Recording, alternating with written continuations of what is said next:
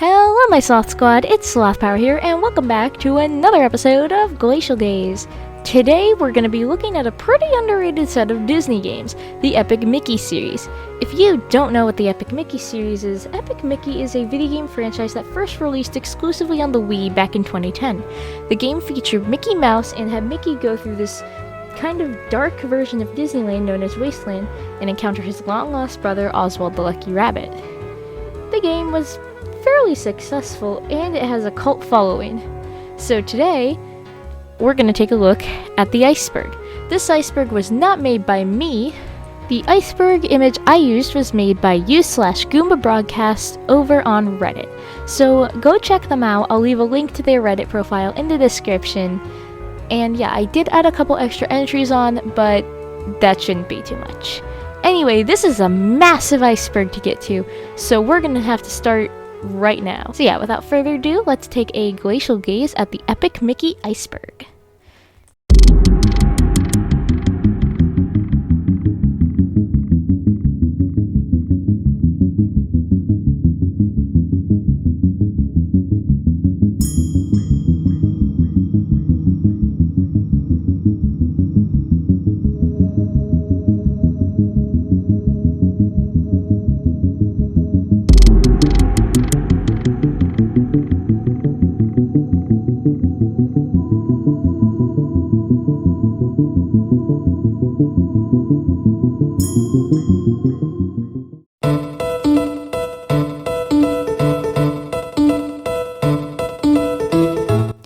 Oswald's story. Oswald the Lucky Rabbit's entire story is the reason that this game even exists. Walt Disney of, Disney and iWorks of Universal collaborated together to create Oswald the Lucky Rabbit. Oswald was a smash hit, gaining millions of fans. After a while, Disney wanted more funding to improve the cartoons, and Universal in response, cut the funding. Wow. When Walt objected to this, obviously, Universal said that they owned the rights to Oswald and the cartoons according to the contract they made, and Oswald was taken from Walt. So, Walt decided, dejected, to create everyone's favorite mouse, and Oswald was slowly phased out as King Michael took over.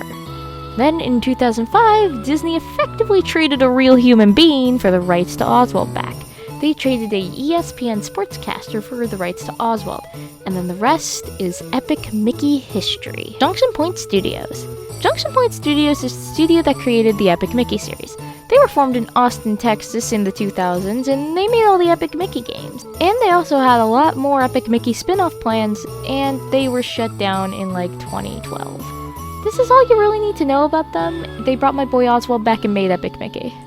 Origins of the Gremlins. So we all know the Gremlins, the NPC Jinjo-like things in Epic Mickey that constantly get themselves trapped in the Epic Mickey games. These guys actually originate from a book by the author, Roald Dahl. The book was based on mythical creatures that became stories told by the Royal Air Force, hence why they're British. Disney had actually planned to make a movie adaptation, but it was scrapped, so the Gremlins were kind of forgotten. The book eventually did get a reprint in 2006, since the original went out of print way back in 1943. The only two Gremlins actually named in the book are Gus and Jamface. Oh, and there were also female Gremlins known as Fifi Nellas that don't show up in Epic Mickey. Why'd they give the female Gremlins thunder thighs? That's my question.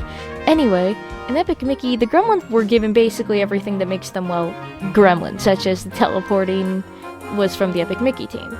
So, pretty cool origins of Wasteland's, some of Wasteland's most forgotten characters. Spatter ears. The spatters look like this. If you look at the top of their head, you'll notice that they have little Mickey ears. This could harken back to the fact that when Mickey was messing around with the paint, he painted himself on top of Wasteland. Very subtle, King Michael Mouse. Very subtle. Sweeper is based on the magic brooms. So if you look at the sweeper design closely here, do you notice anything about them? They've got long stick-like bodies, more chunky leg-like things, and a bucket that they toss liquid out of.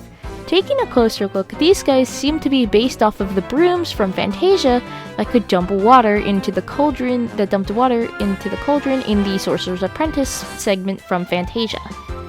this can be really hard to notice from a distance if you aren't looking, especially on the older TVs that the Wii used to be played on. Playstyle matters. Playstyle matters refers to the morality system in Epic Mickey. You can either use paint or thinner in the game depending on which one you use, the ending actually changes. By painting things, you can make people happier and fix Wasteland for all the forgotten tunes. This is the quote-quote good path. Meanwhile, the quote-quote evil path is where you thin everything, making the tunes' lives worse on purpose for your own gain. Now, not every quest is determined by the ending, however. Bosses, the animatronics being built, and Horace's missions are really some of the only things that swap the ending, and Epic Mickey 2 has even less. This is due to the morality system getting substantially altered for the game. But the morality system is still pretty cool how you have choices on how to help or hurt Wasteland. Tune hearts. Oh boy, so basically there are hearts in everyone except nobody's. And you need hearts in order to open up Kingdom Heart... wait, wrong series, and video. A tune heart is actually something a little different in Epic Mickey terms. A heart is made up of the love of millions of fans. This love makes you remembered and able to live in the cartoon world. Once you lose your heart by being forgotten, you get sent to Wasteland. Hence why Mickey's heart is a hot ticket item. Everyone wants to be remembered down here. The novelization, which we'll get more in depth with later, also states that a tune without a heart feels hollow, abandoned, and empty, just like in Kingdom. Warren Spector. Warren Spector was the director of Epic Mickey 1 and 2. The interesting thing is that before Epic Mickey, he was actually the director of the game Deus Ex, which is an M-rated FPS RPG hybrid. He worked with Junction until it got shut down, so he's pretty important to Epic Mickey. Tints and Terps. Tints and Terps are the official names of the Paint and Thinner Guardians. Tints are the Paint Guardians. They follow Mickey around and will paint enemies and tune, and they're small and blue. Terps, on the other hand, will thin out what Mickey wants, and they also look like spur. In order to use them, you simply have to point the Wiimote and nunchuck straight up in order to use the Guardians. In Epic Mickey 2, you just flick your controller a certain direction and they move. Chase Jones. Chase Jones was the lead designer for the Epic Mickey games. Not much to say here, he designed the games and stuff. Saying that's really gonna get redundant. I guess he also did reveal a bunch of stuff about the development of Epic Mickey, so that's cool too. Jim Dooley, the composer for the Epic Mickey games. He did the soundtracks for both games of the series. There's really not much to say here. He's uploaded all the music in high quality to his YouTube channel, and a lot of people really seem to like the guy. Music changes. So this can refer to two things, so I might as well explain them both since I love talking about music. So first off, this could refer to, depending on how you play the game, painting or thinning more of the world, the background music will sound slightly different. Painting makes the music sound more cheery, while thinner makes the music sound more depressing. For instance, in Mean Street, the paint version has more instruments like a triangle before developing into a trumpet, a kazoo, and more brass, while the thinner version has more low, minor key strings and percussion. The dynamic music makes it easier to figure out which path you're actually on right now, and the other possibility for this point is how certain songs got changed and swapped around in the game. For instance, the backing track for the Whalers projector level was going to be used in the Steamboat Willie as that one's backing track before it got flip-flopped around.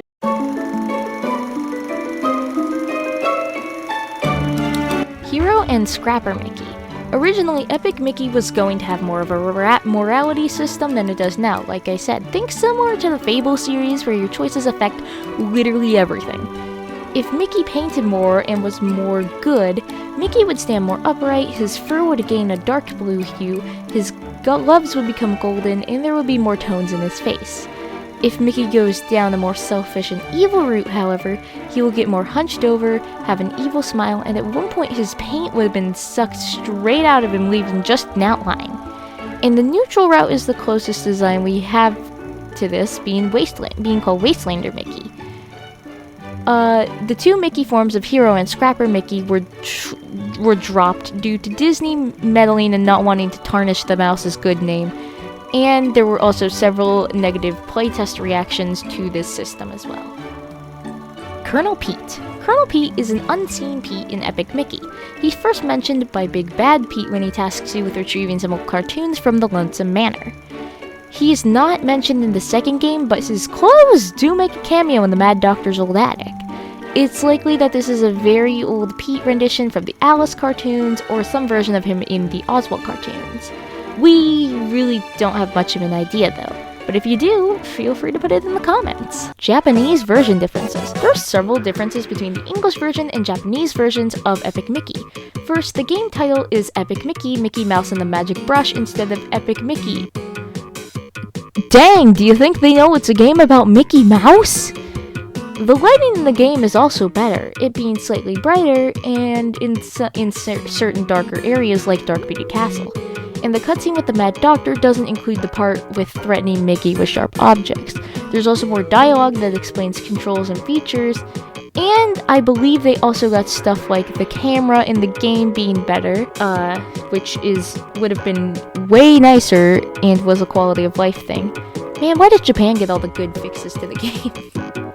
Ditto Epiculus. Epiculus was an original song made by the artist Ditto in order to promote the game. The song was made up of various sounds from the Epic Mickey series, all mashed up to form a song. This is actually a genre of music that's one of my favorite genres called plunderphonics. In fact, if you want to find more stuff like this song, Pogo is a great plunderphonics artist to check out. Anyway, back to Epiculus. The song was just used to promote Epic Mickey, and there's a music video up on Ditto's channel, and I will leave a link to it if you want to check it out, because it's very cool. It's a very good video.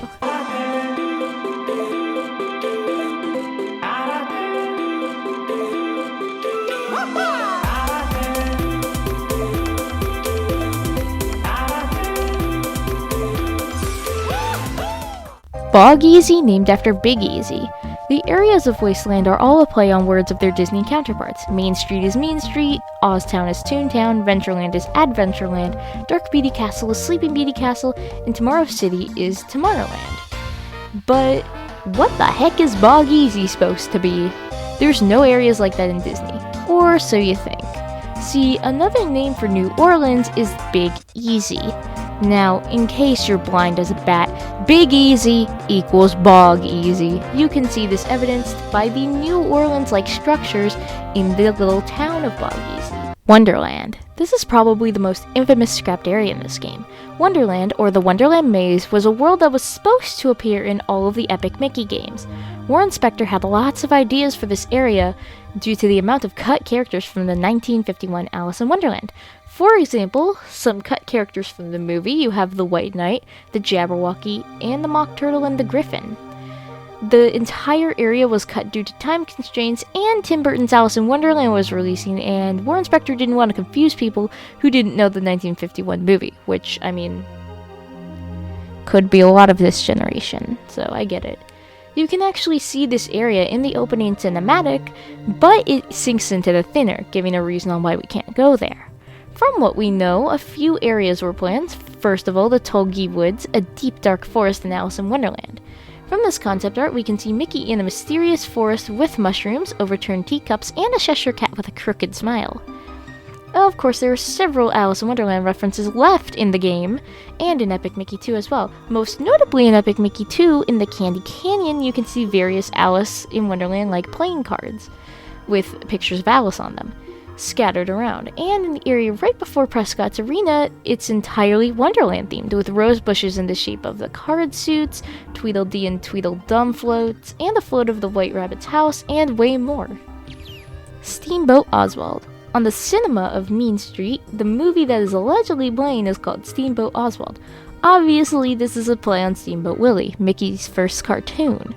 There's no actual Steamboat Oswald cartoon, although my guess it would probably be like Steamboat Willie, but, you know, with a bunny. Epic Mickey Path Painter. Epic Mickey Path Painter was a flash game that was created based on Epic Mickey. The game was 2D and focused on Gus helping Mickey escape from Wasteland. In order to complete each level, you would need to collect film reels to power projectors to beat levels. There were 5 in each level, and the only real enemies were spatters, which would chase you endlessly, and bunny children who would just slow you down. There were 5 levels, and if you collected all the film reels, you would unlock a special ending cartoon along with the regular ending. Oswald doesn't make much of an appearance, only showing up in the final cartoon. There's only one song loop in the game that gets annoying rather fast. Have a listen to it real quick.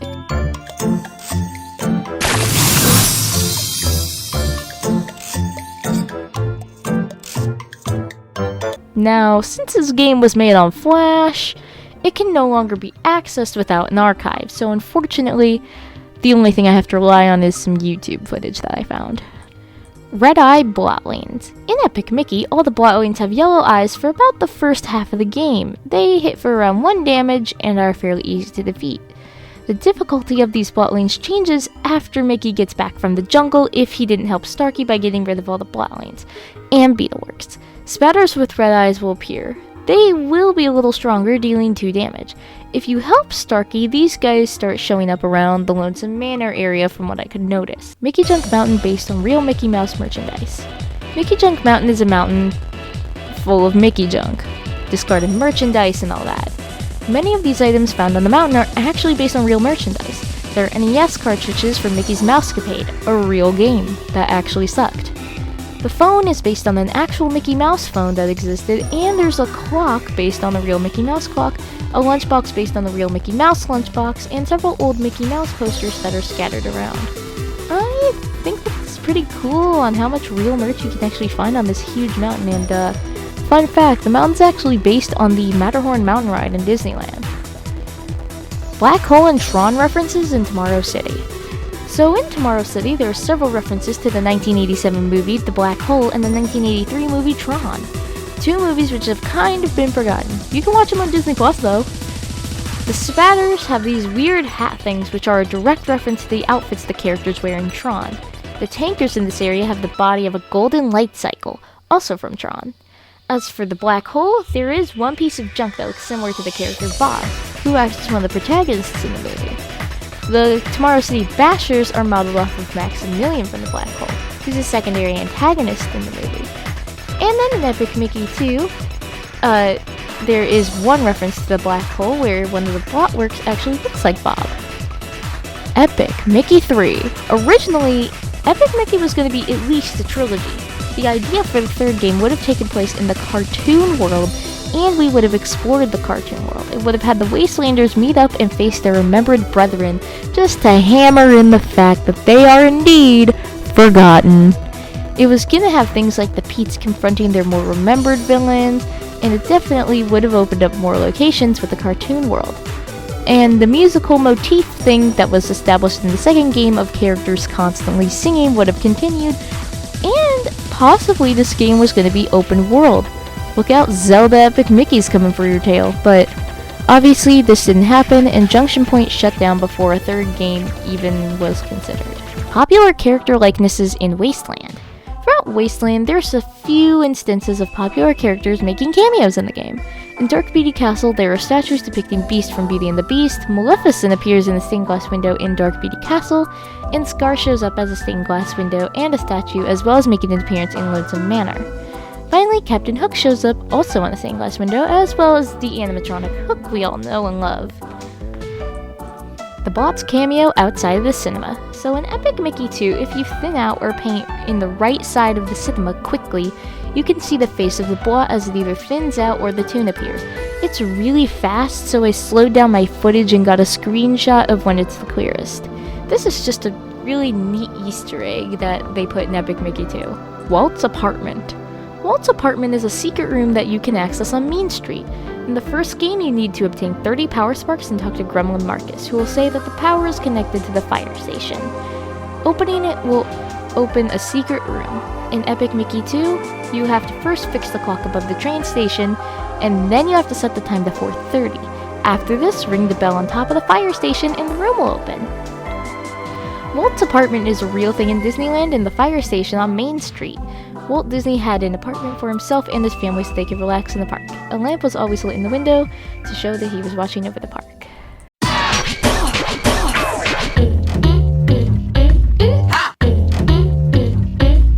The Blot Wars. The Blot Wars refer to the battle that was fought between Oswald and the Blot over the fate of Wasteland. Not much is known about the full details of the Blot Wars, but from what we know, the Blot overpowered Oswald, usurping him and kicking him out of his peaceful kingdom. Later on, Oswald and Hortensia went up to Mickey Junk Mountain to fight the Blot, successfully sealing him away at the cost of Hortensia. In the graphic novel, we actually do get some more info on the Blot Wars, such as the Mad Doctor fighting with Oswald for the remote control that controlled all the Beetleworks, and Hortensia helping Oswald to win. And the Mad Doctor told the Blot that Oswald and Hortensia were gonna seal him in the jug in the graphic novel as well. The Blot Wars continue after this, being what makes up the first Epic Mickey game, with launching the fireworks to destroy the Blot, as referenced by Adele, the camera shop keeper in The Power of Two. The person calling the telephone in Mickey's house. In Mickey's house, you can find Mickey's phone, aka that bitchy phone that screws with Mickey in the Through the Mirror short. The main mission with them is to connect them into the Wasteland phone network. After you do this, Mickey starts to get calls on the phone. One of them you get when you talk to the phone and to listen to it is, Mickey, pick up. It's me. I know you're there. Get your dog off my lawn. This is probably one of Mickey's neighbors from the cartoon world, as the phone says that their reach extends past Mean Street. And in the second game, they're heard conversing with somebody over the phone. But it's unknown who it is, but she really does seem to like spilling the tea. And at one point, she's talking to Clarabelle, and she stops because Mickey shows up. Alright, this phone's starting to sound sussy. I don't like him. I should have destroyed it when we had the chance. Denizens of Wasteland are aware of the real world. So it's clear from the dialogue that the citizens of Wasteland are actually aware that the real world exists. Some major examples include Gremlin Copernicus in the second game, where the side quest for him involves collecting objects from the real world that are, quote, neither toon nor inert. Also, the cartoon world is connected to the real world, kind of, considering that you need people in the real world to remember you in order for you to get a heart. Therefore, it's pretty easy to assume that based on these points that the toons in Wasteland actually do know of the real world. The Game Informer demo. So this is a trailer demo that was given to Game Informer to get some Epic Mickey hype drummed up back when the game was still pretty new. It wasn't actually a gameplay demo, rather it was just more of a screenshot reveal that showed off several key elements of the game and kind of just showed off a quick demo run of what the game might play like. It was created due to no levels actually being completed at the time, and the screenshots show multiple beta elements that we'll actually talk about later, such as the Hades tanker, and it also showed off that Hero and Scrapper Mickey thing that I mentioned one tier up, and some unused gremlins. There's not really any known gameplay footage to exist of this build of the game, but it did introduce us to the world of Epic Mickey. The room under Oswald's Sanctuary. So underneath Oswald's Sanctuary room on Mickey Junk Mountain, there's actually a secret room that you can access. If you use Gilda's axe on the floor, you can access this room, but that means that you can't give the axe to Gilda. Apparently, according to some players, that they have been able to open the room but keep the axe and give it to Gilda after using it. The room contains a small reward by opening it, and a lot of players miss it, including me. You can still access this room if you return the axe, but you will have to wait until your second visit, so I guess if you're impatient, don't be. Leaked 2007 concept art. So before Epic Mickey was actually officially announced, there were a few screenshots of leaked concept art of a dark Mickey Mouse game. These screenshots weren't really meant for public eyes, and the concepts were supposed to see how far Junction Point could push it on the dark Disney thing. We have this terrifying looking robotic Goofy, these creepy ass Beetleworks ideas, which most of them just look kind of like flesh jumbles, and oh hey Mr. Lincoln, you're looking rather creepy and centipede-y. Maybe we should move on. Scrapped Beetleworks. So there's several Beetleworks that were actually scrapped. Most of these are concept art, and I don't think they were intended to be in the game, such as this Country Bears Jamboree thingamajig, this absolute atrocity with these 4 heads, and whatever the hell this amalgamation of Disney characters is. I'll tell you what it is. Nightmare fuel. And then finally, lifters are a final scrap type of Beetleworks, but we'll get onto those later. Basically, just know that there are Beetleworks that have been scrapped. The Hades tanker. This is probably the most infamous of the scrapped Beetleworks designs. It was shown off in the beta of Epic Mickey to introduce the Beetleworks and how they work. The design of this tanker features the head of Hades from Disney's Hercules, the body of Mickey's car from the Mickey Mouse cartoons, and the blaster guns from Lilo and Stitch. The Hades tanker was scrapped from Epic Mickey, likely due to the storage space, but it was actually re-added in Epic Mickey 2. If you beat the game's story and then return to the train tunnels in the last diorama, you can actually find this guy. Castle of Illusion takes place after Epic Mickey 2. So Castle of Illusion, or Power of Illusion, whatever, is the only Epic Mickey spin-off game. In the canon timeline, it takes place after Epic Mickey 1 and 2, as noted by the fact that Oswald clearly knows how the TV communication thing works, and the Mad Doctor isn't a threat anymore. And I'm pretty sure it's also confirmed by the Wiki, which, I mean, as we all know, the Wiki is the most reliable source of knowledge. Dark Beauty Castle Hallway is named after Magic Kingdom Utilidors. So I'm actually not confident on this point very much, but it was on the iceberg image that I found, so I might as well chit-chat about it. So I think this point probably refers to the doors with the gears in Dark Beauty Castle, as they are called Utilidors and they have a number. Kind of like the ones underneath the Magic Kingdom.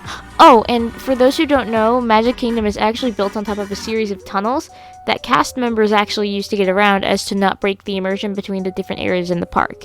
You know, in case you're a normie who doesn't know that Disney is built under tunnels. Lifters. The lifters are probably some of the most infamous completely scrapped Beetleworks. These were planned for the first Epic Mickey game. These guys would have attacked Mickey by picking him up and absolutely yeeting him off cliffs and into thinner pools.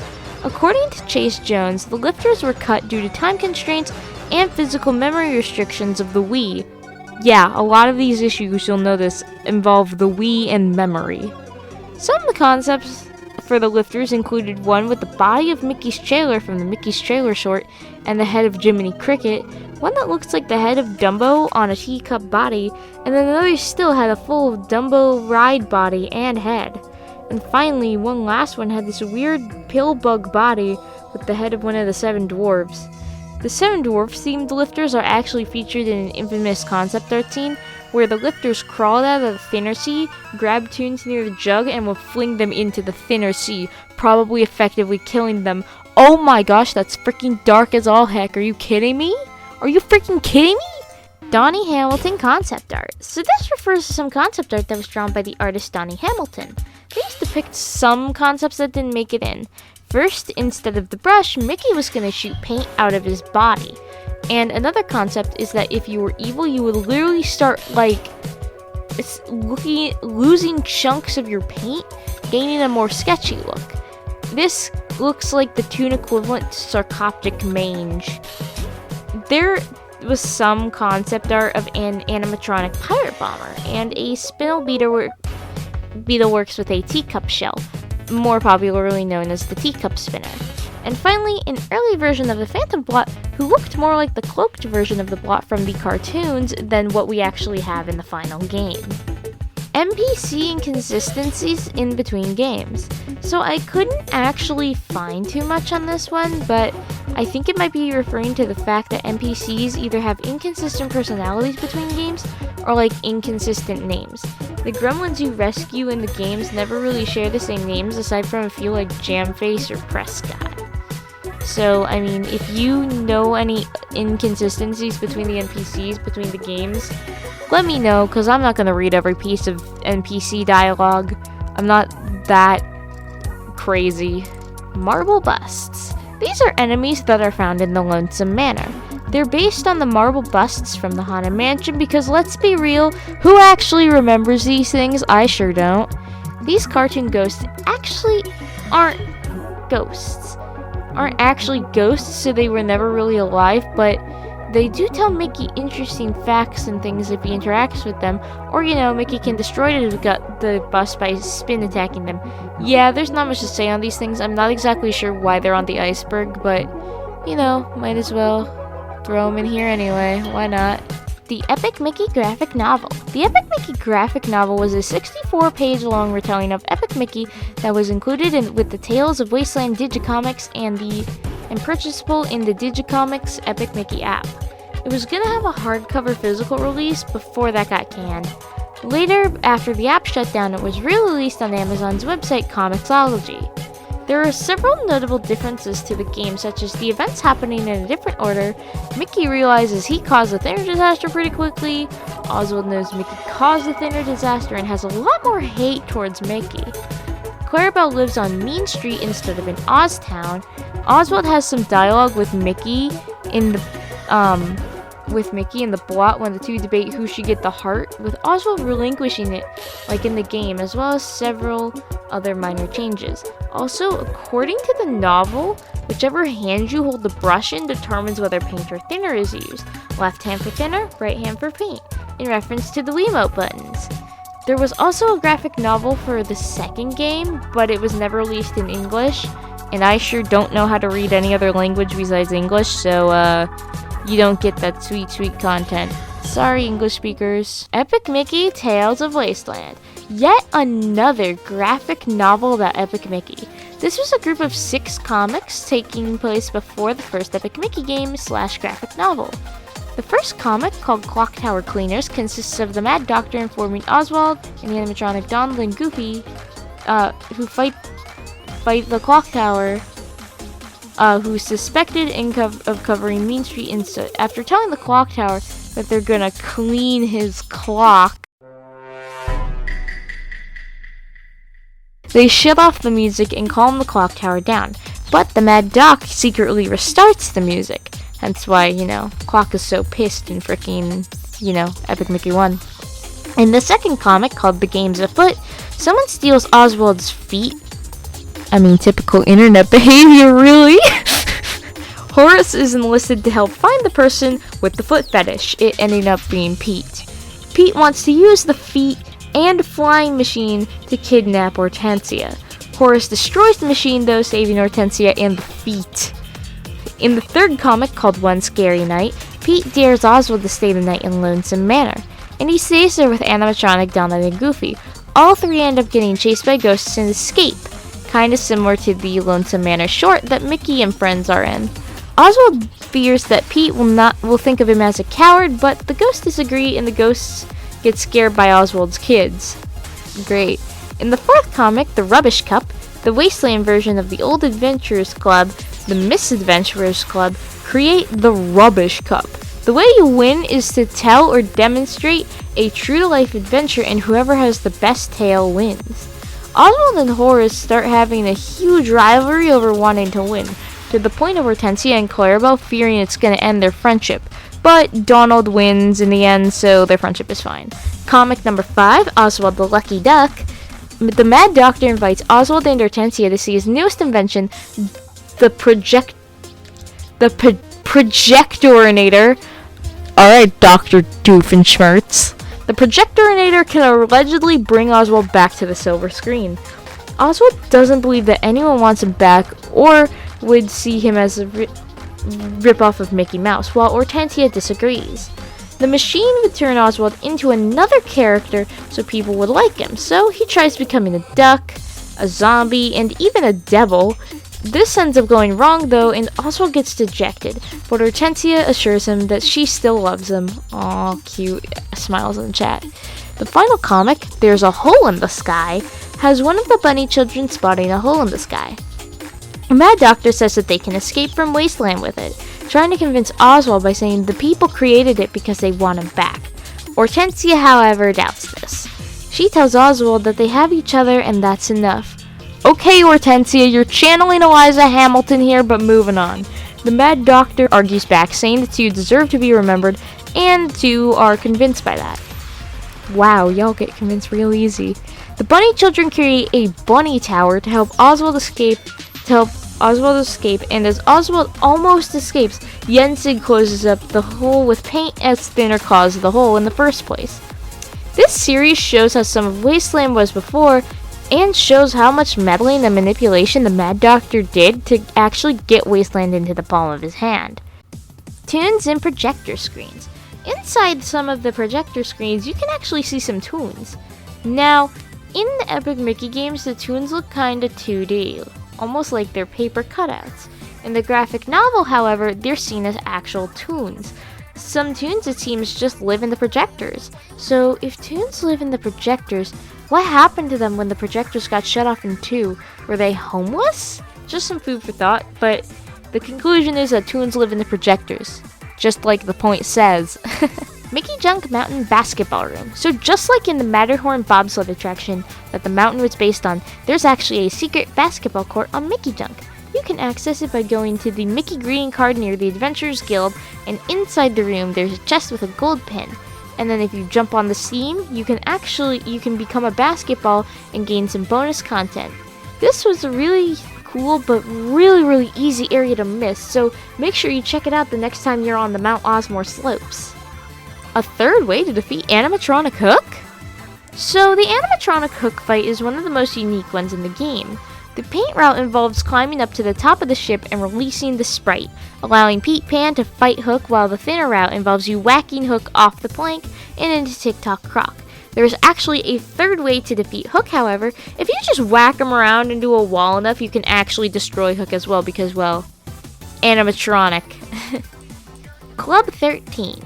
Club 13 is a building you can find in Blot Alley. Mick and Oswald make their way over there to get some leads on Prescott when he suddenly, goes missing in Epic Mickey 2. Pete Tronic is seen to be keeping watch over the club, and you can help him fix the generator to get to Fort Wasteland. Pete Tronic will take all the inventory of scrap metal that you have.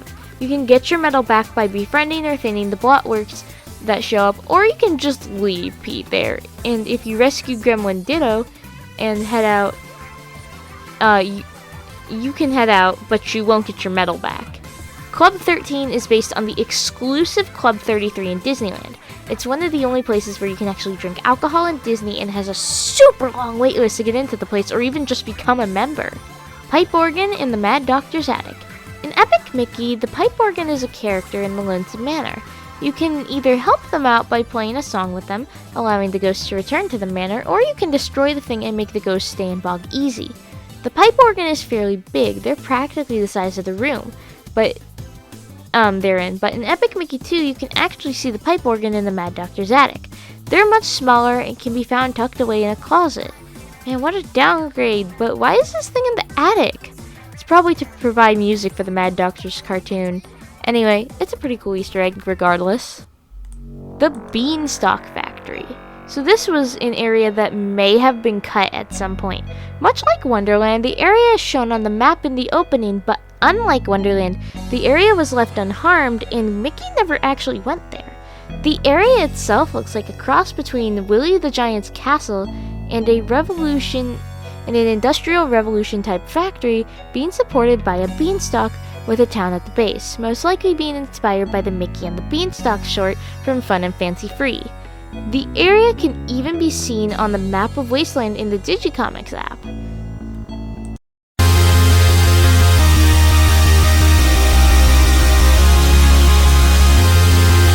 The bad ending is canon.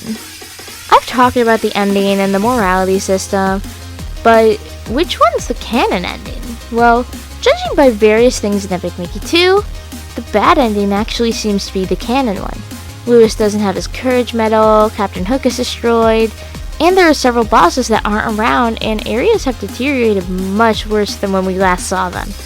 It's actually less of the bad ending being canon and more of a neutral ending, as elements from both endings can be seen, but I'm pretty sure it's also just straight up and confirmed that the bad ending is indeed the canon ending. So, Pete costumes in the Mad Doctor's attic. So in the Mad Doctor's attic in Epic Mickey 2, thinning out certain areas of the attic of the lab will reveal various costumes of Pete, such as Colonel Pete, Pirate Pete, and a Pete that goes unseen in the Epic Mickey games. I don't really know what they were doing here. Maybe the Pete's just store stuff in here and the Mad Doctor just didn't bother to move it. Gremlin Sug. This was a gremlin that was originally planned to be an Epic Mickey. He didn't get very far in development, and we don't have any idea what this guy would even look like. He was meant to be an anti-Gus. Sug is literally Gus spelled backwards. Wow, creative.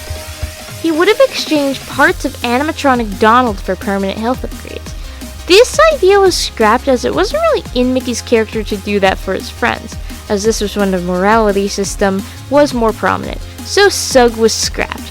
Gremlin Sug? More like Gremlin Sus! Novelization. This was a novelization of the first game, obviously. It follows the plot of the game and shows Mickey's adventures in Wasteland. It was written by Karla Jablonski and follows the game's events pretty well. Some events did get swapped around and changed, however, such as Gremlin Gus's house being smashed to smithereens by the angry clock boy, known as the Clock Tower, instead of just being thinned out.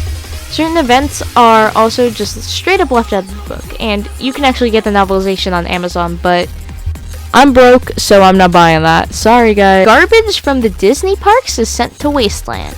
So this is a fact confirmed in the graphic novel. Yensig created a spell that the reason the Disney parks are so clean is because when stuff is thrown in the trash, it magically gets transported to Wasteland. This was so Oswald and the other tunes can use all the garbage to build up Wasteland. Hey, maybe we can find some of the trash Disney animatronics there. Is Buzzy down there? I'm gonna stop talking now. Bunny children constantly escape City Hall. So the bunny children are Oswald's kids. They're constantly terrorizing Wasteland by swarming anything that moves. To solve this, Pete traps them in City Hall. Though it seems that they keep trying to escape the jail cells. Every time Mickey walks in, the bunnies sound like they're trying to escape, and in the second game, the bunny kids are all over Wasteland and none of them are in City Hall, leading to the idea that these bunnies constantly escape the City Hall building and are just on the loose. Beetleworks were originally designed for maintenance. On an early concept of a Beetleworks, specifically this elephant-themed one, it has in pretty large letters, Wall Maintenance BWK. This suggests that the Beetleworks would have originally been used for maintenance around Wasteland and only attacked Mickey when provoked, unlike in the final game where they just attack Mickey like other enemies. This also follows the lore of the games, as in the canon, the Beetleworks were originally meant to help with work around Wasteland, as seen in Epic Mickey 2. Epic Mickey 2 Banks. The Epic Mickey 2 Banks is in reference to 8 prototype banks that were dumped online around June of 2020. YouTuber SlayCapCC has footage of all 8 of these, or at least mostly all 8 of these, and I'll just go over some of the important things. For most of these prototype banks, it's mostly just minor changes like cutscenes not being fully done, a wonkier camera, and very early voice acting from the devs. I'm not sure there's much we can do for poor Abe at this point. Either way, we'll have to address the next diorama if we wish to find the goal. The next room represents Mickey's fight against the Blot. Honey, that's not Oswald, that's Osvaldo. There is one prototype with barely any music, and Mickey would just phase through the floor forever. There's a prototype with the pink elephants on parade projector, which we'll get more in depth with later. And there were several banks with unused music, such as the Rainbow Caverns music from the old ride Rainbow Caverns, and it was just slowed and reverbed, which I'll play a short snippet of right here.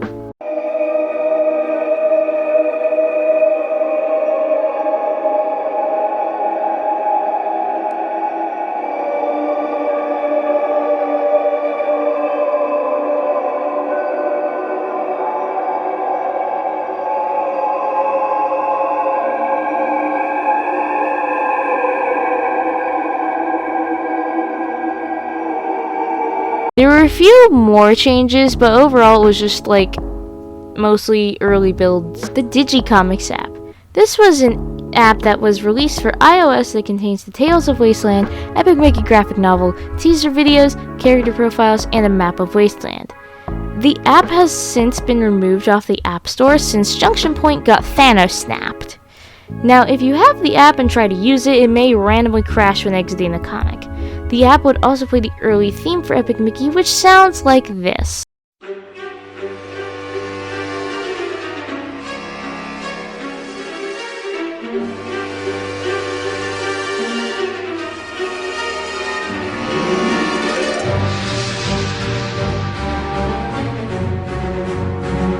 Abe's original design. Abe is the host/robot thingy in the diorama train tunnels. He tells the events of the first Epic Mickey game to you, but in the concept art for Abe, it reflects what he was most likely inspired by. The Great Moments with Mr. Lincoln attraction. The concept art had Gabe look more like Abraham Lincoln instead of the stripped down animatronic like we see in the final Epic Mickey 2 game. Unused Droplings in Epic Mickey. Droplings are a type of Blotling in Epic Mickey 2 that fly in the air and just cause problems. These enemies though were originally going to be used in the first Epic Mickey. These were scrapped because the enemy wasn't really considered fun to fight since the camera sucked and aiming at them with the brush proved to cause problems, and ended up just being replaced with the sweeper enemies. It had a slightly different design in the first game, looking more like an orangey bat spatter thing. The enemy later on returned with the much better design that we know and love, or love to hate in Epic Mickey 2. The Epic Mickey movie? This was a movie that Junction was trying to pitch to Disney. The movie would have been an animated retelling of the first Epic Mickey game. The movie would have been animated by the people who did Epic Mickey's cutscenes, Powerhouse Animation. The movie never actually got past the pitch, and there's currently no footage online of any trailers that were pitched to Disney, so yeah, but who knows? Maybe Disney will decide to put it on Disney Plus and we can have a movie. Pete's motives with Prescott. So at the end of Epic Mickey 2, we see the pack of Petes take Prescott into a projector where they have some vague, evil, villainous dialogue. But what do these guys actually want with Prescott? Well, it's thought that Prescott would help the Petes with the same thing that the Mad Doctor tried to do, but successfully this time. Make a TV show and be remembered, leaving Wasteland in shambles. Or maybe they just wanted Prescott to build some kind of cool robot or something. We'll never know though, because Junction Point got yeeted into the Shadow Realm and Epic Mickey 3 ain't coming anytime soon. Gremlin Jamface unused in the first game. So originally Gremlin Jamface was gonna be an Epic Mickey, but was scrapped early on, only being seen in the Game Informer prototype way early on. It was unknown why he was removed, since in Epic Mickey 2, he replaces Gremlin Marcus at the beginning, being the annoying "collect the materials or you can't leave Lamau" character. He could have been what Marcus was in the first game, but got replaced and moved to the second game. Castle of Illusion on the Epic Mickey 2 map. If you look out of the window of Castle of Illusion, you can see Dark Beauty Castle and Lonesome Manor, indicating a sense of where it is located in Wasteland. And if you look on the map that was released before Epic Mickey 2 and Power of Illusion, it's still included in Epic Mickey 2, you can see the castle located at the central far left side of the map.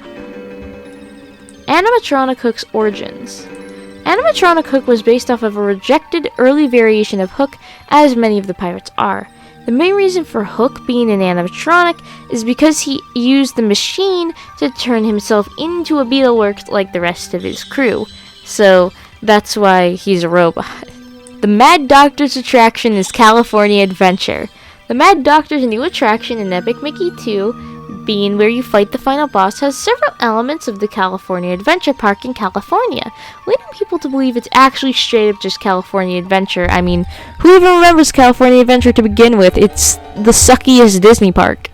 The Wheel of Death, the Sun Wheel, California Screamin', and Planet Hollywood can all be seen in the background for the boss fight.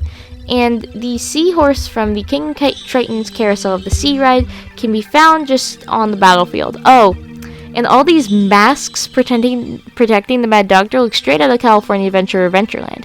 I can't put my finger on the ride exactly, but they just do. Yeah, I'd say this is pretty likely that the Mad Doctor's attraction is California Adventure, or at least part of it. Oh. So he's the one who made Mickey's Wheel of Death on here. Oh no, I'm joking. Chill. Spladoosh original behavior. I'm sure we all remember Spladooshes, right? Sleepy chunky boy. Spladooshes just sleep unless they're woken up, at which point they explode. This wasn't what their original function was, however.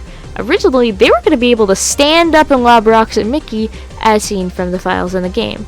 I personally prefer their behavior because they literally just chillax 80% of the time, and they're no issue for me. Abe misinformed the fan base about the Stormblot. In the dioramas, Abe says a lot of random stuff about Mickey's journey to defeat the Blot in the first game, but there's one standout line in the dialogue though. Abe says, "But what Mickey didn't know was there was another Blot, A Stormblot! One that could destroy all Wasteland! Wait, hold up. Stormblot? In Epic Mickey, it's only referred to as the Blot. The Stormblot was a scrapped idea of when Oswald and the Blot would combine. I'll explain later.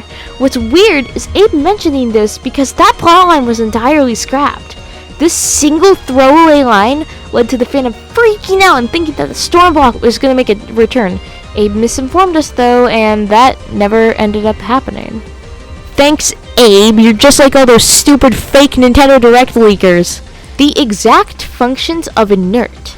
Inert is a state that tune objects can get into after their paint is all sucked up. Most people assume that it's basically rock over top of painted characters and objects when that isn't really the case. Instead, inert is more of a frozen state where tunes and objects get stuck when all their paint is sucked away, such as like what happened to Hortensia. She wasn't a rock, she was frozen. You can paint over inert, however, to make places more convenient to traverse in Epic Mickey. The three little pigs unused in the first game. The three little pigs are characters seen in Epic Mickey 2. They make music records, and you have to find them around Wasteland and then help them out with a side quest. These guys were actually gonna be in the first game, but were scrapped with only an unused animation of one of the pigs being found.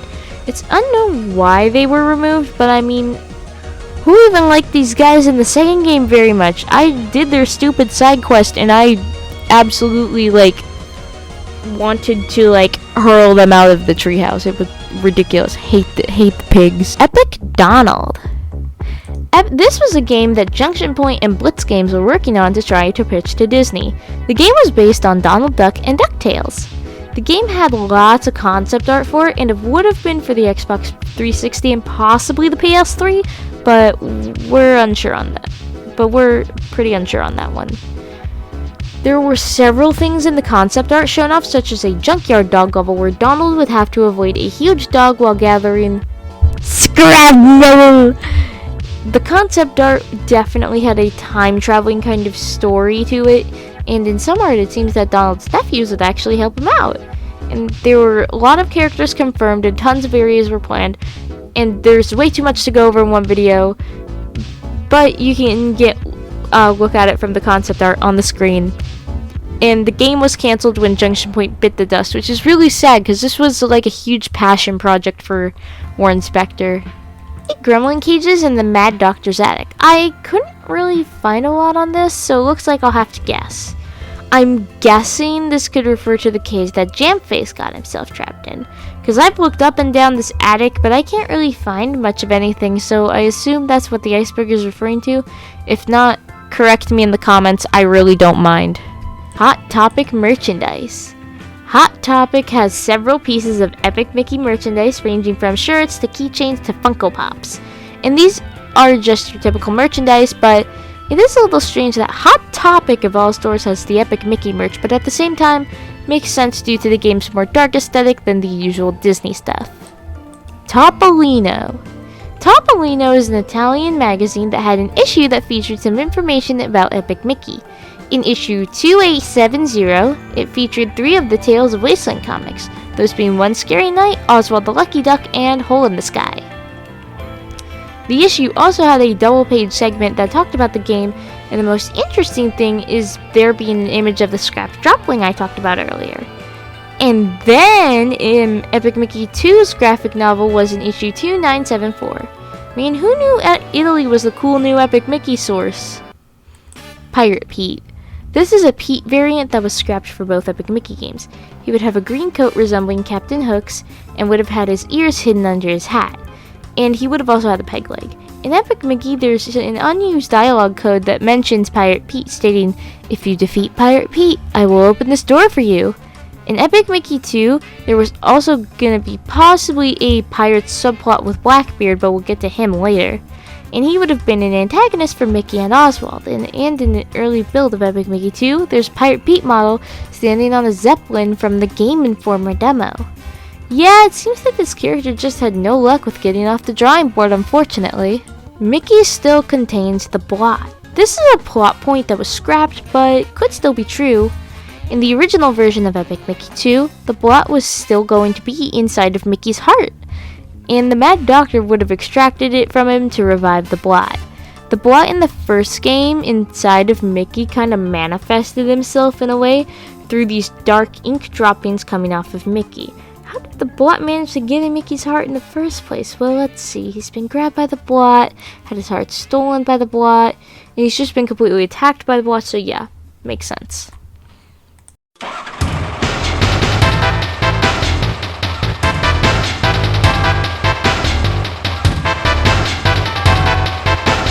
Terminator Pete.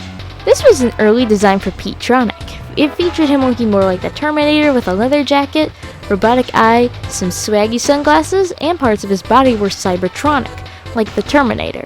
So this design was dubbed Terminator Cyborg Pete, or just Terminator Pete.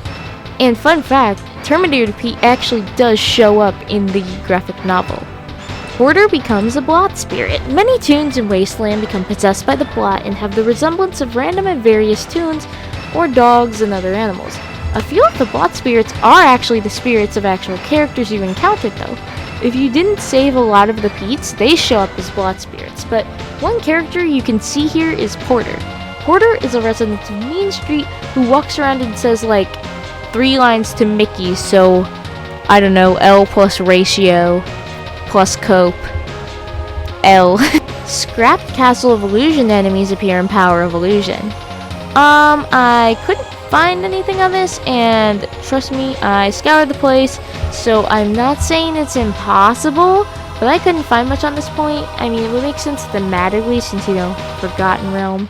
There are enemies based on Castle of Illusion enemies, such as the mushrooms and Ghost though. Neverland. Yet another scrapped area for Epic Mickey according to Chase Jones. This area would have been connected to Ventureland and was described as an island surrounded by a lake. This only got as far as an early block out, and it was cut because it would have been too much more to do. Gus's unused Tortuga dialogue. In Tortuga, if you glitch out of bounds, Gus has a random piece of dialogue seen nowhere else in the game. Gus just says, "Dead men tell no tales," a reference to Pirates of the Caribbean possibly. It's just a really random line though, and why Gus says it randomly when you're out of bounds? Who knows? Scrapped content in the graphic novel. The graphic novel shows a few concepts that aren't in the final game. Pete-tronic has this old design where he didn't have the Tron styling as, you know, Terminator Pete, which I mentioned earlier.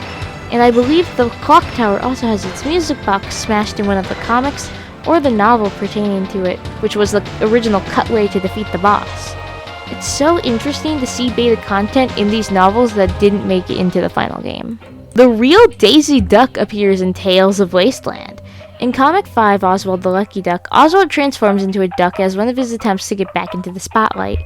And in this, we get a short little bit with a cursed Oz Duck and animatronic Donald with a real Daisy Duck. Yeah, like, she's just the actual Daisy Duck, not animatronic Daisy, which is interesting. She's only here for a bit, and before she's just gone though, so she just makes a little more than a cameo. Oswald Blot. Probably one of the more infamous pieces of scrap content for this game, the Oswald Blot, or the Storm Blot as it's more well known, was a concept of Oswald combining with the Blot. In the original story for Epic Mickey, Oswald wasn't going to be on our side. In fact, he was going to side with the Blot and try to steal Mickey's heart. Oswald would have combined with the Blot and become this thing.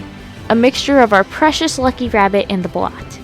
Mickey would have had to defeat this to free Oswald, and from the concept art, it looks like this thing would have harnessed the power of Disney villains and been able to summon Blottlings. This concept changed though because making Oswald look like the bad guy for his debut appearance for most people wouldn't be the best look. Like trying to make yourself popular by getting cancelled. That's not a good thing. The original tanker design. This probably refers back to the old designs of the tankers such as the Hades head, or some of the concept art tankers, or possibly the Beetleworks body underneath all that paint. Then there's this concept art which shows an original design for the tankers, where they were more chunky and had boxing gloves instead of guns. Yeah, there's not really much to say here. We've been over the second worst enemies in all of Epic Mickey, so we're moving on. Clarabelle's design is unique to the games. This is just a straight up fact. The Clarabelle we see in the games doesn't have the design of any Clarabelle's past appearances. Her design is completely unique. meaning that this version of Clarabelle was forgotten before she was even shown off. Which is actually kind of cool. I actually really like her design in the games. Epic Mickey Racers. This was a scrapped Epic Mickey spin-off game. It seems it would have been similar to something like Mario Kart based on the concept art, and you'd have 1 to 2 racers per car, and you would use the character exclusive items such as Mickey wielding a brush with Oswald using his remote, and Scrooge's nephews chucking bags of money to crush people with the power of capitalism. Some other characters that were sketched from the game besides Oswald and Mickey and Scrooge McDuck and his nephews would be the Mad Doctor, Minnie Mouse, and Cruella. And the only stage scene is an Agrabah stage, but since the game got cancelled fairly early on, that's all we have for this cancelled game really. Play Magic.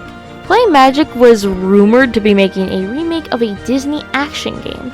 This was leaked by the CEO of Play Magic, then many started theorizing on what it could be. Obviously, many theorized and started believing that an Epic Mickey remake would be on the horizon and finally go multi-platform instead of just being a Baby Wii exclusive. As of the time of this video, there's been no news about an Epic remake, so I guess we just have to keep hoping. The implications of multiple versions of the same character existing.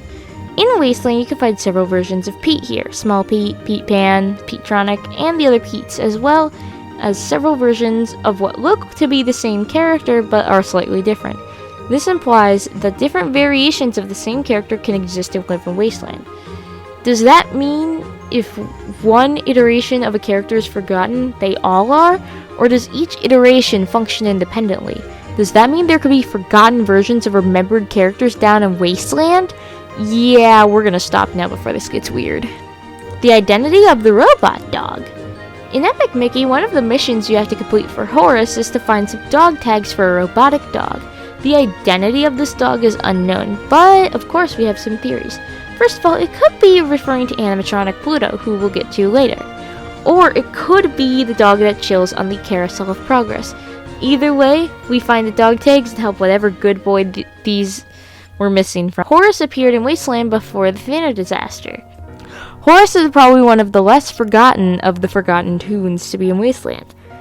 And I guess we actually have some time frame for when he actually got to Wasteland, and by timeline, we know he was here before Mickey decided to cause the Thinner disaster.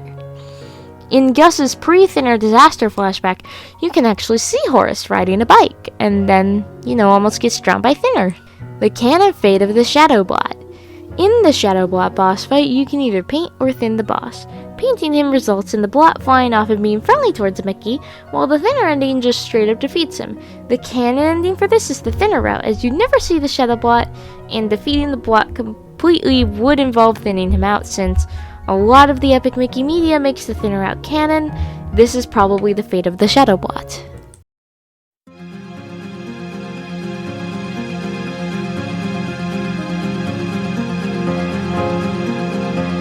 Large Mickey Blottlings, yet another enemy that only makes its appearance in concept art. This is a Blotling type creature that's this creepy Mickey Mouse-like enemy, with a massive chunky build, ripped red shorts, and an unhinged jaw with a long tongue, sharp teeth, and a tail. This thing looks terrifying.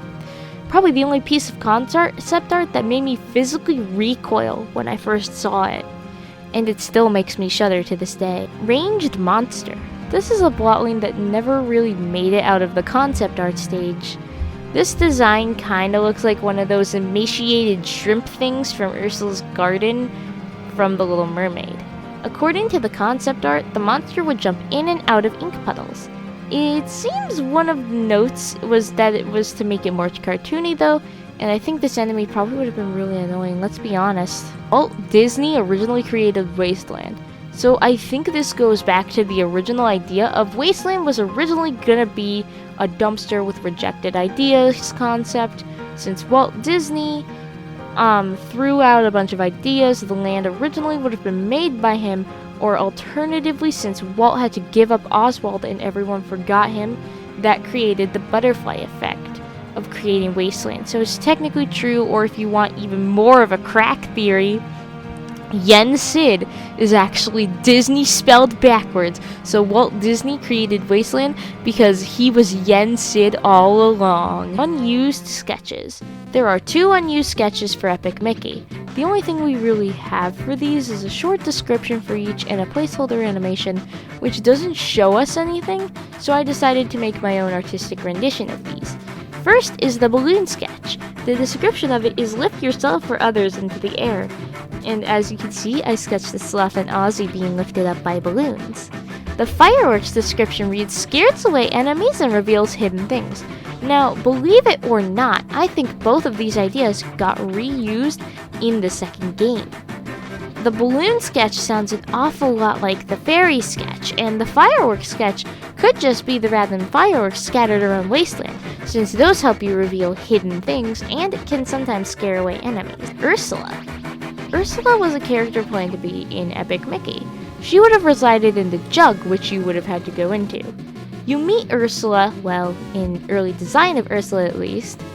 She would live in the jug and tell Mickey about Wasteland, the blot, and ink. She was eventually cut when the plot changed and became more of a reference, such as the tanker design, or with her being an illusion in Power of Illusion. Epic Mickey-based Disney park attraction. Again, couldn't find much on this, and I searched every nook and cranny for any mention of an Epic Mickey-themed attraction, but I'm also starting to think that maybe this point is about Wasteland attractions being based on stuff in the Disney park, such as the defunct Nautilus ride being in Wasteland, or the Lonesome Manor being kind of based on the Haunted Mansion or stuff like that. Man, an Epic Mickey ride would be cool though. Too bad I can't find any evidence of it. Epic Mickey Olympic spin-off. Yeah, another scrap Junction point idea. The team started to draw up some concept art for a Disney Olympics spin-off. Look out, Mario and Sonic, the mouse is here to capitalize on the Olympics market. Anyway, this didn't get very far before Junction Point got shut down and was scrapped. Some of the concept art we have includes Maleficent with a bow and arrow and some thunder thighs, as well as Captain Hook, Hercules, Mickey, and Donald. Scrapped Blotworks designs. Here are several concept art designs for Blotworks that didn't really make it into the final game, such as this ranged, bruiser, and melee and mini looking thing. They also have a lot more of a robotic and less Disney-ish look, and they also seem to have the blot part inside of a tank or a jar. No. Anyway, there were some that had a more of a combination of a cyborg slobber. There were also some different designs, such as like this one with a Beauty and the Beast theme, a cop theme, and a chip head. More obviously, there was even a Jafar Blotworks concept art. Blackbeard. This was an unseen but mentioned character in Epic Mickey 2. He's said to have taken the pirate crew over after Captain Hook left, and may be involved with its disappearance. He may be based on the old captain of the Pirates of the Caribbean ride before Barbossa was a thing. It also was thought that he may have played a role in the plot at one point, but this is actually unconfirmed. Prescott's original fate. Originally in Epic Mickey 2, in an early concept script for the game, Prescott was actually going to get killed in an accident by working with the Mad Doctor's schemes unknowingly. This would have been the first time a mainish character would have been canonically murdered, which would have been pretty dark for Epic Mickey 2. And I mean, Prescott's a dick anyway, so I mean, would anyone have cared? Epic Mickey Incubation. On the Blitz Games upcoming games list one year, quite a while ago, there was a list of games listed to release in 2011, and one of the games on the list was known as Epic Mickey Incubation. It's unknown what this could have pertained to. Maybe it was Epic Mickey 2's development name, or maybe it was something else entirely. Either way, no game with that name was released, so we are left with a mystery on our hands. Personally, I'm going with Epic Mickey 2 development name because incubate means something is developing, so a new game in development could be referred to as incubating. Unused Beetleworks in Epic Mickey 2. In Epic Mickey 2, there are several unused Beetleworks that are seen in the credits that don't appear in the actual game. First off, we have this bluebird hopper that goes unused. There's a spinner based on Mr. Toad's Wild Ride, creating this thing right here. Damn, Mr. Toad sure do be looking pretty dead inside. And finally, there is this unused chef batcher that kind of reminds me of something from Tomorrowland. But yeah, they were all unused. Animatronic Minnie and Pluto. Originally, there was an idea to include an animatronic version of Minnie and Pluto as part of Oswald's little animatronic ensemble. Animatronic Minnie and Pluto were mentioned by Warren Spector in 2009, and it's thought that Pluto would have been in Oztown or Tomorrow City, giving some more context for the Plutopia projectors in the Tomorrow City area. And there's no concept art of either, so there's not even really much we can go on here. Super Goof. I can't really find much for this, but I'm pretty sure this is referring to the fact that this is a forgotten version of Goofy who is actually a straight up superhero. I mean, isn't Kingdom Hearts Goofy just Super Goof? Anyway, Super Goof is literally just Goofy with Superman-like powers that he gets from eating magic peanuts. No, I'm not lying. And in one of the comics, he actually fought one of the forms of the Blot. Super Goof's first appearance was in the Phantom Blot number 2, so I can see how people connect Super Goof to Epic Mickey, since, well, Phantom Blot has Super Goof, you know. I couldn't really find any cameos of Super Goof and Epic Mickey, but maybe I'm not looking hard enough. Anyway, let's move on. The occurrence of Blot Spirits. Blot Spirits occur because of the Blot consuming other characters. What? I thought we established that toons returned to inert Earth after the Blot got them, as seen by Hortensia here, and only a few specific toons are actually Blot Spirits, but I have a theory for this. So, if you don't help out all of the Pete's in Wasteland, they appear as Blot Spirits. So my running theory right now is anybody who's miserable and unhappy has their spirit become a Blot Spirit rather than turn inert, because they have a bad opinion on Mickey, and the Blot would obviously need more things than Blottlings to go after Mickey. So why not people who already hate him? But that's just a theory. A game theory! Let's move on. Disney shut down Junction Point Studios immediately after the release of Epic Mickey 2. Many people assume that the failure of Epic Mickey 2 is what caused Disney to shut down Junction Point, but this is actually untrue. Right after the release of Epic Mickey 2, Disney put everyone at Junction Point on an extended forced vacation without warning. They thought it was just a really long break and they would continue within the new year, but Disney had other plans. Since they weren't doing too well in the gaming market, they decided to shut down Junction Point Studios with the employees being left out in the cold until January 2013. So, yeah, poor Junction Point, man, you gotta feel bad for everyone here. Minus the Disney Corporation. They screwed, like, so many people. Oswald is unaware of originally being owned by Universal. Judging by the way Oswald's story is told, it's likely that Oswald doesn't really know about being owned originally by Universal at all. First, and obviously, there's no mention of Universal whatsoever, but that might just be because Disney, you know. Second, there were cartoons made after Oswald was taken from Disney. The way Oswald tells his story is that he was forgotten for basically no reason, replaced with a Mickey, but the real story in real life is that Universal actually took Oswald and made their own cartoons with him. And they were kind of inferior, changing Oswald's design frantically and frequently. Think of Ship of Theseus. Is it still the same tune if they turned him from this to this? Oswald makes no mention of these, and of these more modern versions of him, so it's likely that Oswald had no idea about Universal acquiring him in the first place. Pink Elephants on Parade projector screen. In the files of Epic Mickey 2, there's a projector screen that was in the prototype build of the game but got cut. The level was obviously based on the Pink Elephants on Parade segment from Dumbo. The level would have featured you climbing on top and jumping around the pink elephants.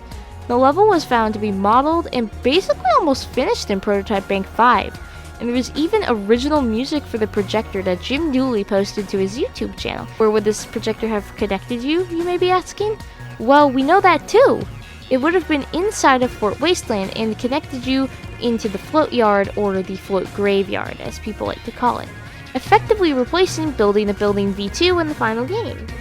The level was cut due to the devs being unable to make it fun, and another reason could have also been due to the fact that this segment of Dumbo only happens when the characters are tripping out on alcohol and they're completely drunk. The Jug Pump. This is an unused area and quest line in the original Epic Mickey game. Originally, the jug was going to be much larger than it is in the final game, possibly being around half the size of Mickey Jug Mountain.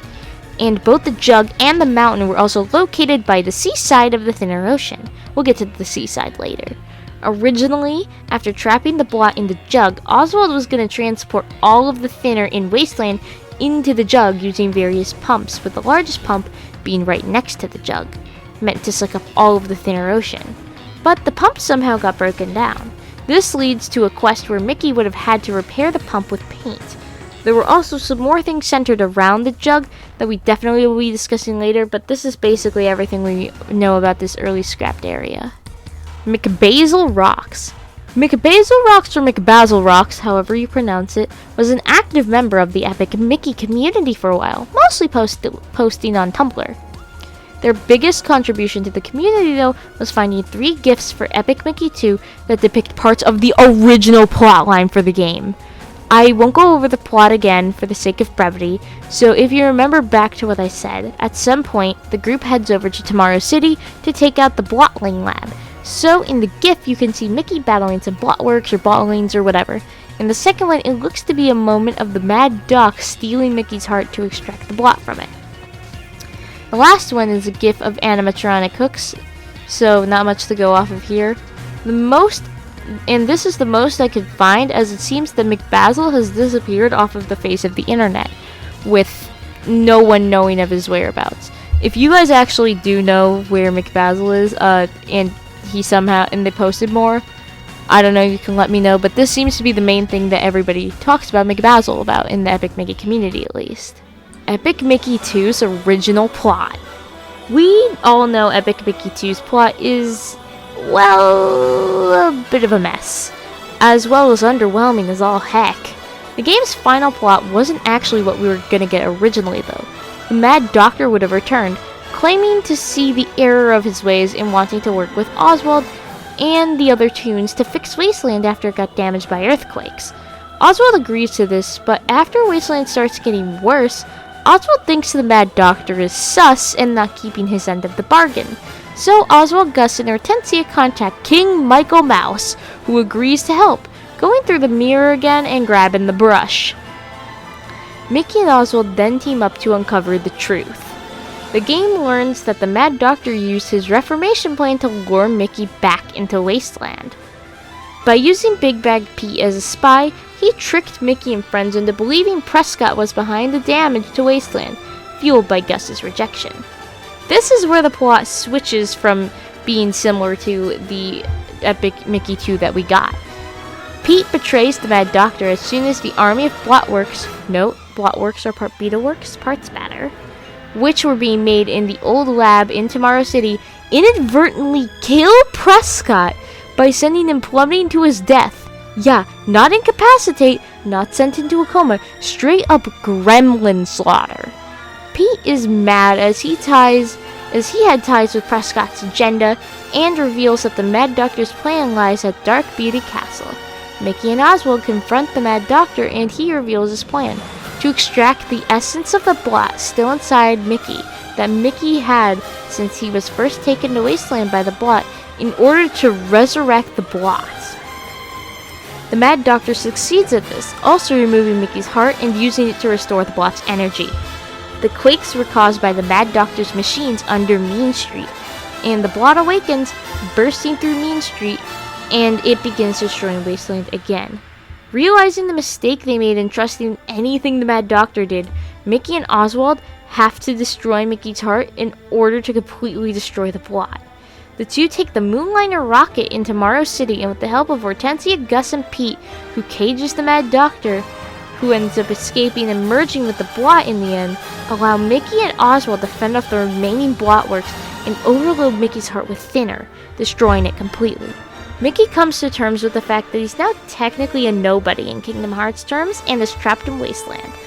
He climbs up to the top of Mickey Junk Mountain In the end, Sid, seeing Oswald and Mickey's sacrifices, restores both of their hearts, making them true brothers. Mickey knows he can return to Wasteland whenever he wishes, and Oswald can leave whenever he wants.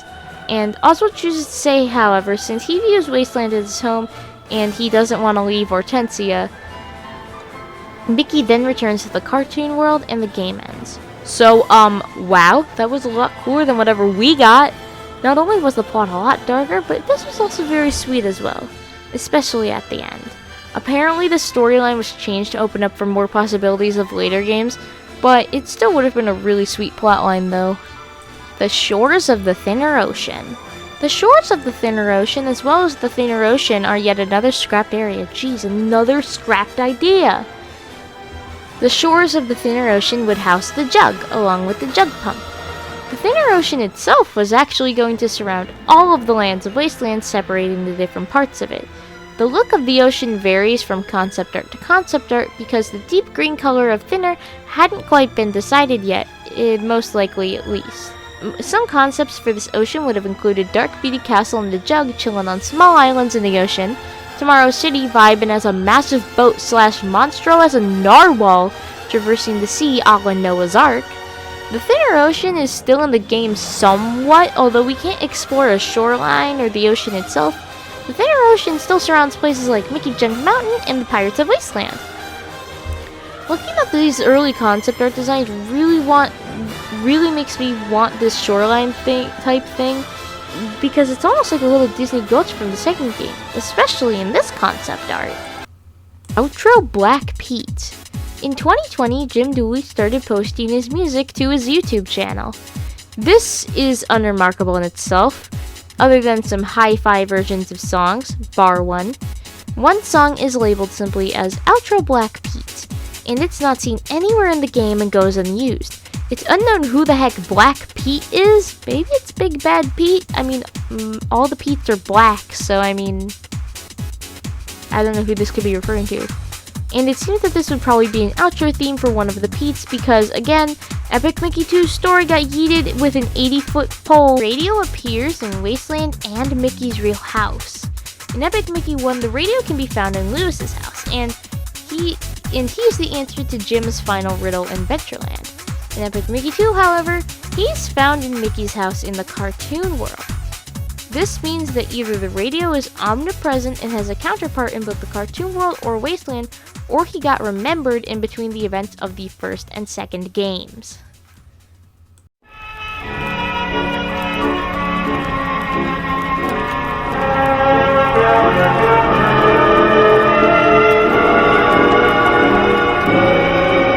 Gremlin Marcus's fate. In the first Epic Mickey game, Gremlin Marcus is Gus's nephew and runs the projectors. You need to give this guy a ton of power sparks in order to get the projectors up and running throughout Mean Street. In the second game, Gremlin Marcus is nowhere to be found, being replaced with Jamface instead. This replacement is due to what happened to Marcus. During the quake in Epic Mickey 2, Marcus got crushed by an operating table. It was off-screen, but still, we have a confirmed death in Epic Mickey. And if I remember correctly, Gus was the one who confirmed this. Sentient brush. I think this is a theory on how the paintbrush in Epic Mickey is actually sentient and knows what it's doing. First of all, the brush can bend to the will of the user, but I think it can also just do its own thing. Like, how does the brush know what hand it's being held in to use either paint or thinner? Or how does the thing know what kind of attack Mickey wants? Magic, yeah, okay. But this could also just be the fact that the brush could be based off of the paintbrush in Saludos Amigos, which I guess has sentience? Man, I don't know what's a paintbrush, and I couldn't really find much on this, so I guess paintbrush has sentience. Yeah, sure, why not? Camp Pirate Whales. These are allegedly some unused enemies that would have appeared in Adventureland, specifically Tortuga and Skull Rock. It's unknown what these enemies would have done or what they even looked like, as there are no screenshots. I couldn't even find concept art of these things, so either they were cut super early on or these are a sham and never existed. And a lot of people on the Epic Mickey Wiki forums were discussing how there was like no evidence for these things, so they were probably fake or just straight up were cut so early that like nobody even has any info on them. The true Guardians of Wasteland. There are 3 sets of characters that could be considered the Guardians of Wasteland. Well, first is Oswald and Gus. They kind of guard Wasteland along with Yen Sid, but I guess they don't count.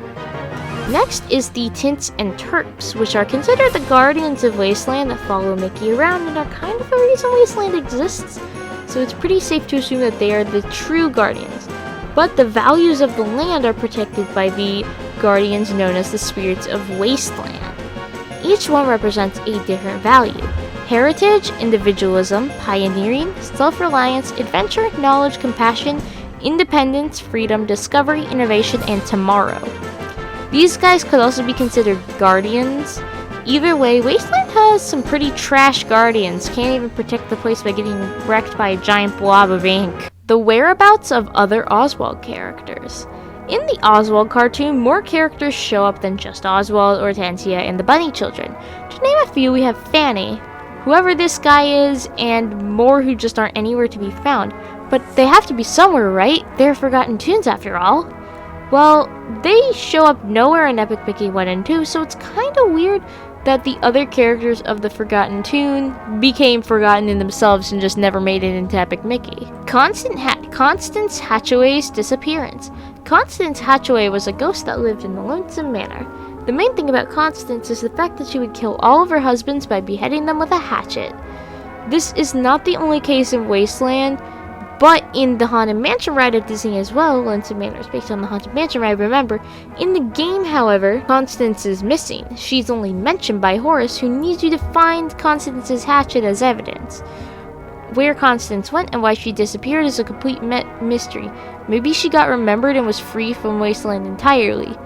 Or, maybe they needed an excuse for Constance to not chase you down because you found the evidence that would damn her. Or Madame Leona is a real ghost. So I think this refers to the fact that Madame Leona could literally be a real ghost rather than a cartoon ghost. Cartoon ghosts aren't actually dead since, well, they were created as ghosts. Madame Leona, however, isn't from a cartoon. She originated from the Haunted Mansion, meaning that at least in this context, she's more of a real ghost than the ones like Ian in the Haunted Mansion lore. And in the Haunted Mansion lore, she used to be alive before she perished, so there's that. The Mushroom Village. No, this is not a Mario reference. If you look back at the creepy concept art of Mickey fighting the Mickey Blotling, you'll notice that there are some weird buildings in the background.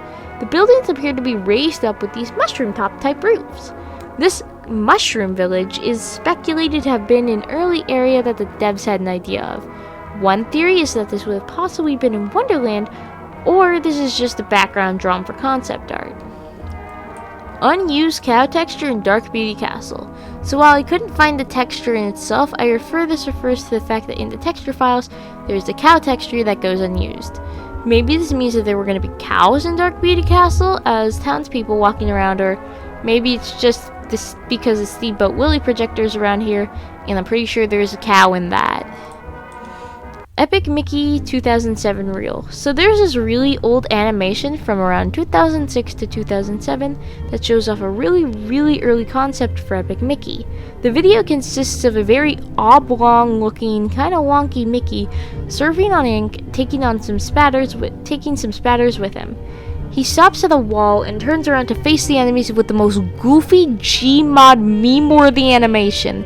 He then jumps and slams the ground, sending a shockwave of ink, defeating the enemies and turning Mickey into a completely white, sketchy version of himself, and the video ends. This obviously shows off the original concept from when Mickey would use his own ink and get more sketchy the more he uses it, along with the old Mickey Mouse design. It's pretty interesting to see this. Oh, I should also point out the music is just the goofiest thing ever in this. Fanny Cottontail. Fanny Cottontail was Oswald's old girlfriend in his cartoons. She was a bunny who Oswald would try to win the affections of. This was before Hortensia showed up, by the way. Fanny was actually planned for Epic Mickey as Oswald's love interest until she got replaced with Hortensia, probably because she only appeared in 3 shorts and had the name Fanny. She's unseen in Epic Mickey, but she's most likely still in Wasteland somewhere due to the fact that she's forgotten. It's likely she was either killed in the Thinner disaster or was made inert until the paint rain at the end of course, She is only really seen in one piece of early concept art, so it's fairly obvious she was cut really early on. Wasteland was originally a dumpster behind the Walt Disney Studio lot. So originally, when the devs were coming up with a concept for Wasteland, the team had an idea where Wasteland was going to be a world made out of trash, located in the dumpster behind the Walt Disney Studio lot. The various characters in Wasteland would be rejected characters that were thrown in the trash. The world also would have been made up of stuff like plates, forks, bottles, pencils, and other trash. You can see this in several pieces of concept art, such as pencils sticking out of buildings, or certain characters having utensils for limbs, and stuff like that. Inky Mickey. So this can either refer to a fan character here that's literally just Mickey but evil and covered with ink, or it can refer to the fact that in a lot of the concept art, it depicts Mickey as being very inky and dripping with ink. The concept art can be found all over the place, and Mickey kind of just looks creepy all inky like this. The Tomorrow City Hopper Origins. The most basic of the Beetleworks, the Hoppers are usually based around birds. Some are based on the vultures in the Jungle Book, or Scuttle from The Little Mermaid. The soldiers from It's a Small World, and even the devils from Mr. Toad's Wild Ride. But the weirdest of them seems to be the Tomorrow City ones. These guys are based on various parts of the sign/entryway thing from the Tomorrowland part of the park in the Magic Kingdom, or at least from what people could figure out. Oswald's original intentions with Mickey on the Moonliner. This is a theory that Oswald had a different plan with Mickey on the Moonliner rocket.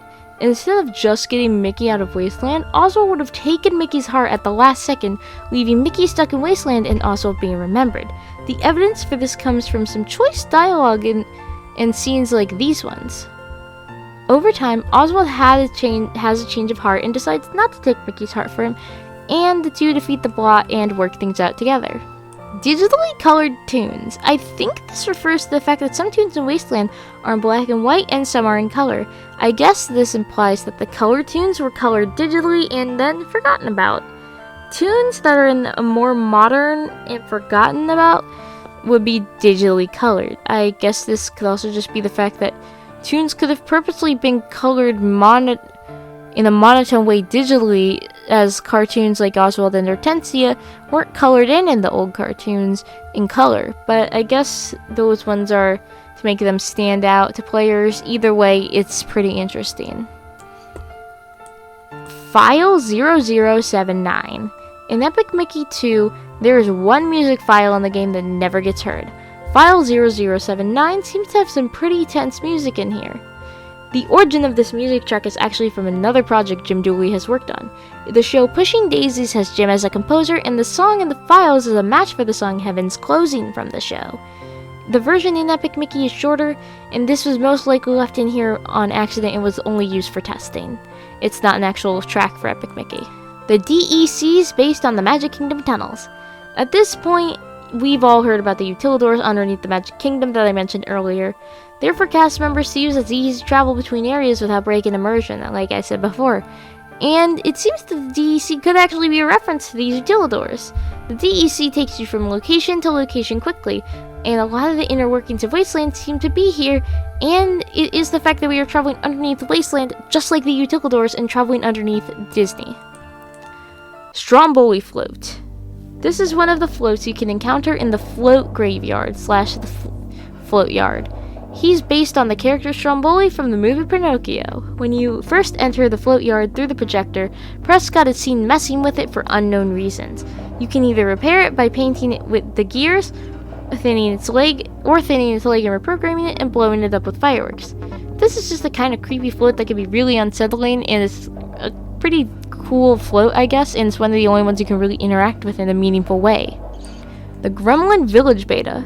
So originally the Gremlin Village was one of the largest areas in Wasteland. Almost all of the beta screenshots occur in this area, although the area looks quite different. The space was originally based more off Disney Tokyo and Japan, and the Japan portion of the It's a Small World ride.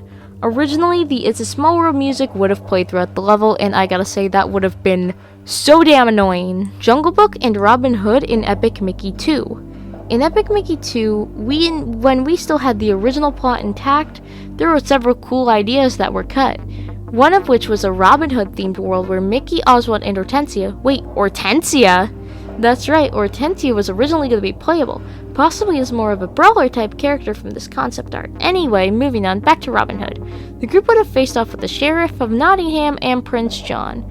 Another concept that was thought up was the Jungle Book, which appears it would have been a part of Adventureland. There are remnants of both of these areas. A model of Baloo and the Rhino Guards and the Archers were found to be left in the files, scrapped. Oh, and it's worth noting that Phil from Hercules is here too, but I don't know why he's here. Maybe they would have had a Hercules themed world? Please not the Colosseum again, please not the Colosseum again. The Mad Doctor used animatronic Hook's machine. This is a theory that in order to become fully animatronic like the Mad Doctor did, he used the machine Hook was using to turn his crew into Beetleworks and turned it into himself. The machine that turns you into a Beetleworks completely turns your entire body into an animatronic, so this could have been plausible, and since the Mad Doctor installed those things, he probably could have used it on himself. Tints and Terps speak. So, around the Tints, and Terps, if you listen really, really closely, like extreme closeness, you can maybe faintly hear the Tints and Terps speak to Mickey when you're near them. I'm not sure if this is just a few people hallucinating under the comments of this video or not, but I think it might be cool to talk about nonetheless. The Tints say stuff like, restore Wasteland, paint and tune, help them. Oswald, he's your brother, do it for Walt. Have heart, Mickey. Have a listen. I tried to pump up the volume and subtitles so you can kind of hear it.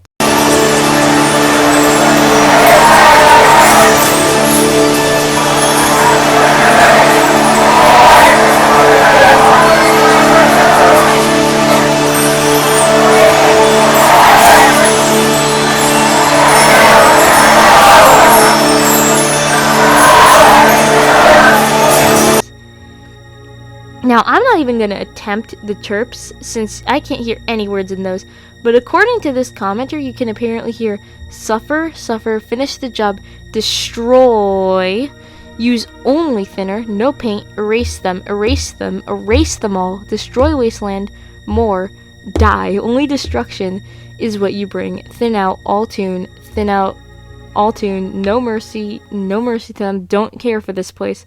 Oswald, hate. What is this? A YouTube comment section? Anyway, I'll let you who listen and see if you can actually hear anything.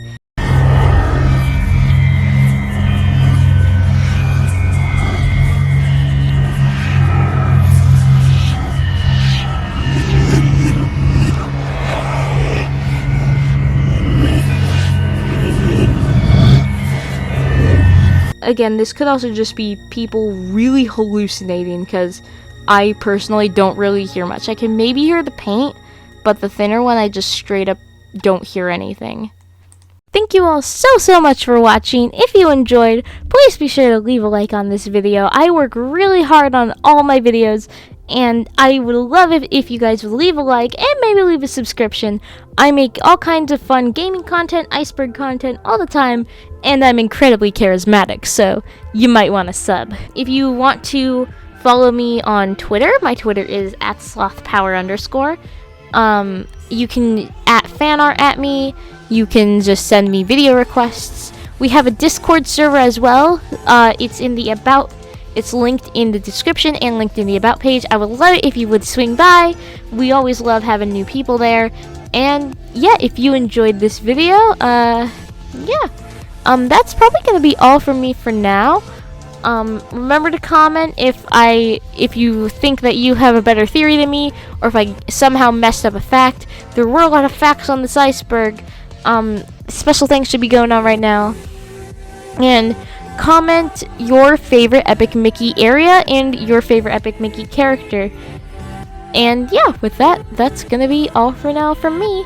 So, bye-bye, guys! Peace out!